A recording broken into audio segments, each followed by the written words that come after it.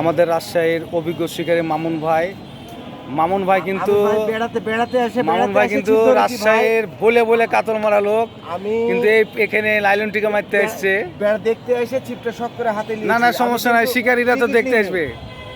মামুন ভাইয়ের টোপ, ডিম, ছাতু, রুটি এগুলো আমার কিছুই না, যারা মাছ মারতে আসছে ওদের। আমার অ্যারেঞ্জমেন্ট কিছুই না এখানে। এমনি মামুন ভাই মাছ কেমন হলো? মাছ পাইনি ভাই। লাইলন টিকা রুইটুই না, হয়নি। মারেন হবে ইনশাল্লাহ, এখনো সময় আছে। আমাদের রাজশাহীর ঐতিহ্যবাহী পুকুর সোনাদিঘিতে টিকিট হচ্ছে ছোট টিকিট একটি। চারিপাশে মানুষ মাছ মারছে, দেখতে খুবই সুন্দর লাগছে।